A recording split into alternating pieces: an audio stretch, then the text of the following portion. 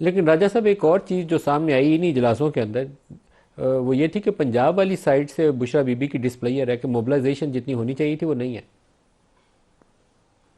देखिए, कुछ इतलात शायद आपको ठीक हों, कुछ गलत हों। आप बहुत ज़्यादा इन इतलात पे निसार ना करें, ऐसी बात नहीं है।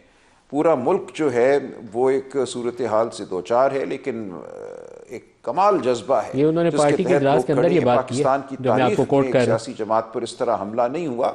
लोग मौजूद हैं और लोग बिल्कुल पुरज़म हैं। आपके ख्याल में 24 नवंबर को पंजाब से लोग बाहर निकलेंगे? बिल्कुल निकलेंगे।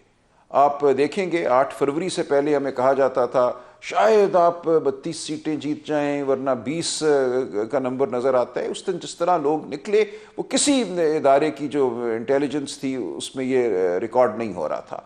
पाकिस्तान के अवाम अपने फैसले करते हैं और कर चुके हैं। उस दिन जो नंबर आए, जो सीटें हमने जीती 180, जिसके लिए फिर इनको बदहवासी में वो कुछ करना पड़ा जो इन्होंने किया, काटे लगाए गए फॉर्म्स 45 पे मज़क्का खेज़ किस्म के, वो इसीलिए हुआ कि इनकी दानिश में नहीं था कि हकीकत क्या है। आज भी जो हकीकत है वो मैं समझता हूँ ये समझने से कासिर है।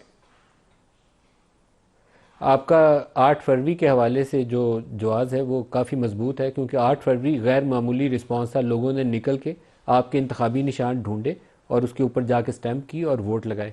लेकिन उससे पहले भी याद रखिएगा कि डी चौक के धरने में भी पंजाब से प्रेजेंस ना होने के बराबर थी। बहुत लिमिटेड नंबर से, और आपको तादाद पूरी करने के लिए माइनस पैट शदीद दुश्वारी थी। और उसके बाद भी हमने जितने एहतजाज हुए हैं देखे हैं कि लार्ज नंबर्स में लोग प्रोटेस्ट के लिए नहीं निकल रहे।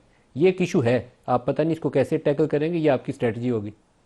ठीक है, देखें, ये एक एक कॉल है, ये इमरान खान ने कॉल दी है, लेकिन ये कॉल सिर्फ पीटीआई के वर्कर को नहीं दी, उन्होंने हर पाकिस्तानी को दी है कि आओ अब देख लो इस मुल्क में क्या सूरत हाल है, इस मुल्क में आइन का क्या हुलिया बिगाड़ा गया है, इंतखाबी अमल किस तरह चल रहा है या नहीं चल रहा, अदालतों की क्या सूरत हाल है। हम समझते हैं ये एक आगाज़ है एक मुल्क गिर तहरीक का। हम समझते हैं 24 नवंबर को बहुत अहदाफ जो हैं वो हासिल कर लिए जाएंगे, लेकिन ये अमल अब रुकेगा नहीं, ये चलता ही जाएगा।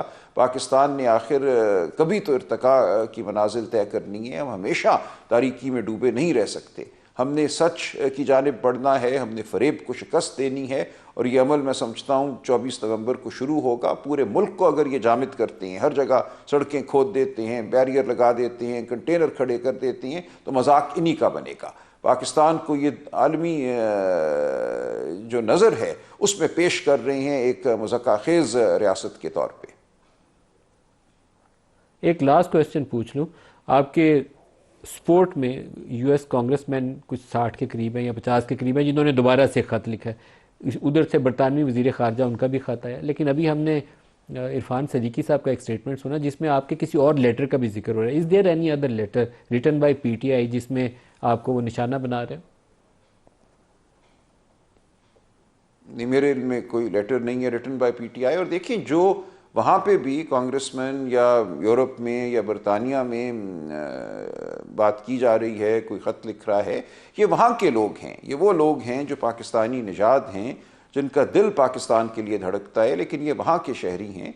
और वो अपने मुंतखब नुमाइंदों से अगर कोई बात करते हैं, कोई तकाजा करते हैं, तो ये उनका मामला है, ये पीटीआई का मामला नहीं है। और ये दुरुस्त मामला है, वो अपने मुल्क से मोहब्बत करते हैं, इस मुल्क में बेहतरी चाहते हैं। और जो बुनियादी हुकूक के मामलात हैं, ये बिल्कुल एक मुस्तहकम बात है कि तमाम दुनिया जो है एक हक रखती है कि किसी मुल्क में अगर बुनियादी हुकूक को पामाल किया जा रहा है तो आवाज़ उठाए। अक़वाम मुत्तहिदा का मकसद ही ये था, उसके तहत जो बुनियादी हुकूक की ट्रीटीज़ हैं, universal declaration of human rights और दीगर कवनेंट्स, जिनके तहत मुख्तलिफ ममालिक में अदालतें जो हैं बैरूनी डिक्टेटर्स के ख़िलाफ़ फ़ैसले देती हैं। पिनोशे को स्पेन के एक मैजिस्ट्रेट ने रोक लिया था बाहर जाने से, स्पेन को छोड़ने से, और उसके ख़िलाफ़ कार्रवाई शुरू की थी। ये एक अब बड़ी मुस्तहकम आलमी शऊर की, मैं कहता हूँ, एक का फ़ैसला है कि किसी भी मुल्क में अगर बर्बरियत हो रही है तो तमाम आलम पर, तमाम इंसानियत पर यह लाजिम है कि उस बर्बरियत के ख़िलाफ़ आवाज़ उठाए।